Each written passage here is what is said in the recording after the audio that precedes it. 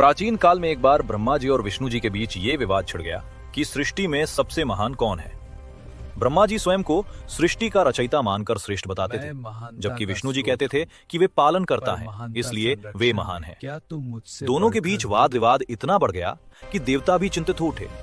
उसी समय अचानक उनके सामने एक विराट, प्रचंड और अनंत अग्नि स्तंभ प्रकट हुआ। वो ज्योति आकाश से लेकर पाताल तक फैली हुई थी। उसका न आदि दिखाई देता था न अंत। दोनों देवताओं ने निश्चय किया कि जो इस अग्नि स्तंभ का आरंभ या अंत खोज लेगा वही श्रेष्ठ कहलाएगा। विष्णु जी ने तुरंत वराह सुअर का रूप धारण किया और उस स्तंभ के निचले सिरे की खोज में पाताल की ओर चल पड़े। वे गहराई में जाते रहे, लोकों के पार जाते रहे, परंतु उस ज्योति का अंत नहीं मिला। अंततः उन्होंने समझ लिया कि ये अनंत है। वे लौट आए और विनम्रता से स्वीकार किया कि वे अंत नहीं खोज सके।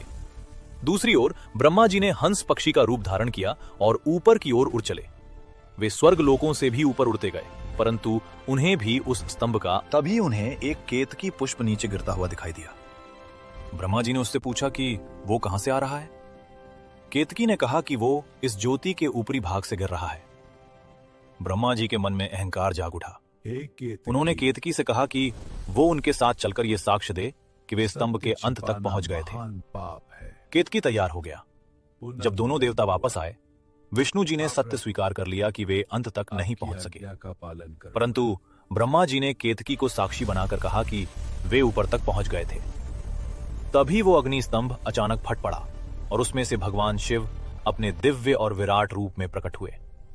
शिवजी ने कहा कि वे ही उस अनंत ज्योति के स्वरूप हैं। उनका न कोई आरंभ है न कोई अंत।